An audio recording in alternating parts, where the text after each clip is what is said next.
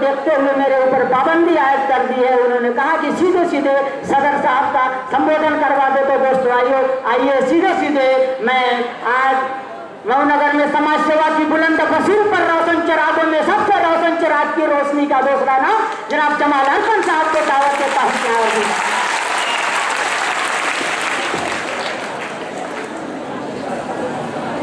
आज के इस प्रोग्राम के मेहमान अभी जनाब ये पालकी साहब चेयरमैन नगर पालिका परिषद और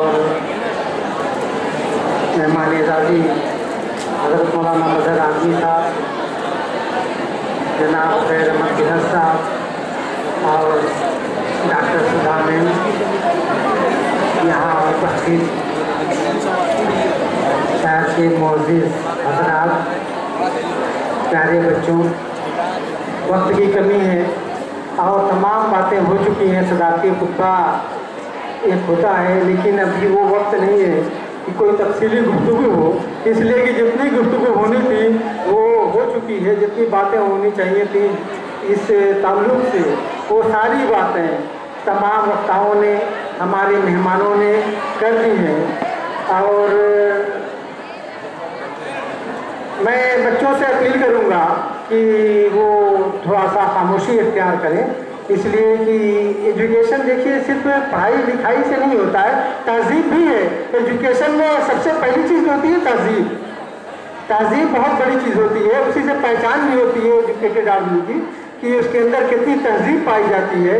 नहीं तो तालीम तो बहुत अच्छे अच्छे लोगों के पास है, लेकिन अगर उसके अंदर तहजीब नहीं होती, तहजीब नहीं होगी तो फिर बेमाने है, कोई मतलब नहीं है उस तालीम का, उस इल्म का कोई माने नहीं है। ये आप भी जानते हैं, ये हम भी जानते हैं। इसलिए कि हमारे सामने बाहर के मेहमान भी हैं, यहाँ के मेहमान हैं, तमाम मेहमान आप लोगों को देख रहे हैं, आप उनकी निगाहें हैं। आज इस जीके कंपटीशन में जिन बच्चों ने हिस्सा लिया है, मैं उनको उन तमाम बच्चों को मुबारकबाद देता हूँ और जिस बच्चों ने इसमें नुमायाँ कामयाबी हासिल की उनको भी मुबारकबाद देता हूँ। और सबसे ज़्यादा मुबारकबाद इस जीके कंपटीशन कराने वाले सिग्मा वेलफेयर सोसाइटी के अरकान को, जिन्होंने एक बड़ा कदम उठाया और एक प्लेटफॉर्म दिया है तमाम बच्चों को कि आप आइए और अपने जो आपके मन में है, जो आपकी हिचकिचाहट है, उसको ख़त्म करके आप कहीं आइए और एक कंपटीशन के ज़रिए आप अपनी उस हिचकिचाहट को ख़त्म कीजिए।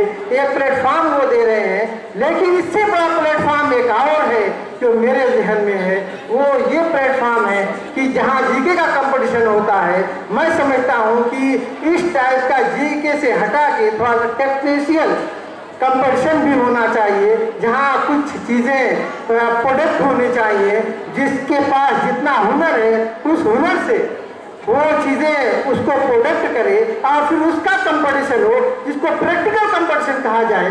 और उस प्रैक्टिकल कंपटीशन में तमाम बच्चों को दावत दिया जाए कि आप इसमें हिस्सा लीजिए और खुद बनाइए, बना के दिखाइए कि आप नया करिए क्या कर सकते हैं। आज हिंदुस्तान के अंदर, हमारे देश के अंदर कंपटीशन बहुत होते हैं। ज़्यादातर कंपटीशन आपको मिलेंगे जीके के कंपटीशन मिलेंगे, ज़्यादातर आपको कंपटीशन मिलेंगे, रिटन कंपटीशन मिलेंगे, लेकिन बहुत कम ऐसे कंपटीशन आपको मिलेंगे जहाँ ये कहा जाए कि आप आइए अपने हुनर को दिखाइए कि आप क्या बना सकते हैं। मेरे दोस्तों, वक्त की कमी है और तब एक लंबी गुफ्तगू थी मेरी, लेकिन उसको बहुत शार्ट करते हुए मैं सिर्फ यही आप लोगों के सामने कहना चाहूँगा कि हमारा देश, हमारा मुल्क सोने की चिड़िया था, लेकिन कोई ये बता सकता है कि हमारे देश को सोने की चिड़िया क्यों कहा गया? हमारे देश को सोने की चिड़िया क्यों कहा गया? हमारे इस पे किसी ने रिसर्च नहीं किया कि हमारे देश को सोने की चिड़िया क्यों कहा जाता था। मुगलिया दौर में हमारा देश वाकई सोने की चिड़िया था, लेकिन हमको इतना पता है कि अंग्रेज सब लूट के लेके चले गए। अंग्रेज क्या लेके गए? अंग्रेज सोना चांदी लेके गए, हीरे लेके गए। तो हीरा सोना चांदी लेके जाने से कोई सोने की चिड़िया खत्म नहीं होती। अंग्रेज जो लेके गए उसको जानिए कि अंग्रेज क्या लेके गए। हमको हमारे देश को सोने की चिड़िया क्यों कहा जाता था? वो इसलिए कहा जाता था कि पूरी दुनिया में सबसे ज्यादा अगर कोई कपड़ा कहीं का मशहूर था तो हमारे मुल्क, हमारे हिंदुस्तान का था। पूरी दुनिया हमारे मुल्क के कपड़े का इस्तेमाल करती थी। आज हमारे शहर के अंदर हमारा जो मैशत है, जो कारोबार है, उसी से तलब की देन है, उसी कपड़े की देन है। इतिहास अगर मौका देखा जाए तो उसी कपड़े की देन है कि आज इतना बड़ा कारोबार मऊ में हो रहा है। तो इसलिए इसको सोने की चिड़िया कहा जाता था कि पूरी दुनिया में कहीं भी कपड़े की जरूरत होती थी तो हिंदुस्तान ही सबसे अच्छा कपड़े की मंडी थी, सबसे एक अच्छा कपड़ा हिंदुस्तान का माना जाता था, इसलिए इसको सोने की चिड़िया कहा जाता था। लेकिन जब अंग्रेज काबिज हुए इस पे तो उन्होंने क्या किया? सबसे पहला काम यही किया कि हमारे मैशत पर, हमारे इकोनॉमिक्स पर उन्होंने हमला किया और जो पाइपलाइन थी हमारे कारोबार की उसको मैनचेस्टर की तरफ मोड़ दिया। आज मैनचेस्टर दुनिया का नंबर 1 हो गया। आज हमारे मुल्क के बड़े बड़े ओहदेदारान मैनचेस्टर की मिसाल देते हैं। आज हमारे ही मुल्क के बड़े बड़े ओहदेदारान हो चाहे लीडरान हो, मैनचेस्टर की मिसाल देते हैं। उनको मालूम होना चाहिए कि हिंदुस्तान भी मैनचेस्टर था। वो क्यों? इसलिए कि क्रिएशन था, उस वक्त भी क्रिएशन था हमारे अंदर कला थी। हम अपनी कला को दुनिया के सामने दिखाते थे कि हमारे अंदर ये कला है, इस कला का ये नमूना हम पूरी दुनिया में पेश करते थे। आज उसी कला की फिर जरूरत है, उसी नमूने की फिर जरूरत है। आज हमको चाहिए कि हम फिर प्रैक्टिकल करें, फिर उसी कला का प्रदर्शन करें, तब जाके हमारी तरक्की होगी, हमारा विकास होगा।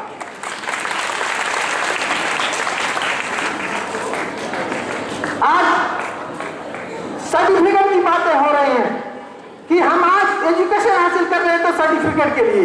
हम कौन सा ऐसा काम कर रहे हैं जिसको सर्टिफिकेट के लिए नहीं कर रहे हैं? हम गाड़ी ड्राइविंग करते हैं तो सर्टिफिकेट के लिए करते हैं कि हमारा लाइसेंस हो जाए।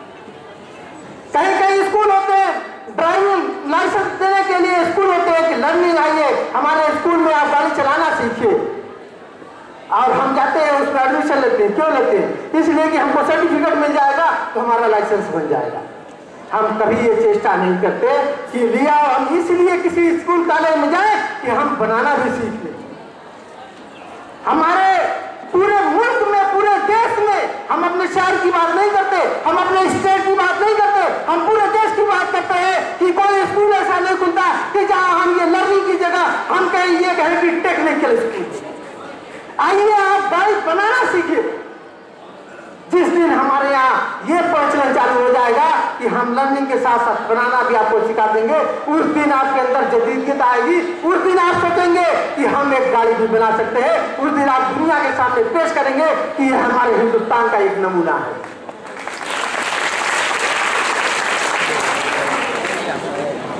मेरे दोस्तों, आज कहीं कहीं स्टूडेंट के साथ साथ हमारे गार्जियन भी जिम्मेदार हैं, हम भी जिम्मेदार हैं। एजुकेशन को लेके हम भी कहीं ना कहीं उसके जिम्मेदार है। और सिर्फ बच्चों के ऊपर जिम्मेदारी, तमाम जिम्मेदारियां आयद नहीं की जा सकती। आज अगर हम आज किसी स्कूल में प्रैक्टिकल कोई होता है या किसी स्कूल में कोई प्रदर्शनी लगनी होती है तो आप एक मोटी मिसाल मैं आपको देता हूँ कि अगर किसी स्कूल में कोई प्रदर्शनी लगी होती है और बच्चों से ये कहा जाता है कि जाइए कोई ऐसी टिपिकल चीज बना के ले आइए कि प्रदर्शनी में लगाया जा सके, तो हमारे ज्यादातर 80% बच्चे ये सोचते हैं कि हम कहाँ बनवाए कि सबसे अच्छा हो। उस जगह जाते हैं जहाँ कोई माहिर होता है, कोई आर्ट का माहिर होता है, कोई किसी फर्नीचर का माहिर होता है, उसके पास जाके बनवाते हैं, पैसे देते हैं, 1000-2000 रुपये खर्च करते हैं, फिर जाके स्कूल में पेश करते हैं, दिखा देते हैं कि प्रदर्शनी बच्चों ने बनाया है। ये कमी कहाँ है? ये हमारे गार्जियन है। हमारे गार्जियनों को सजेस्ट करते हैं कि क्या इसकी मेहनत करोगे तुम, जाओ अपनी 1000 रुपये 500 रुपये लगेगा किसी से बनवा के लिए, आपको कोई इनाम भी मिल जाएगा।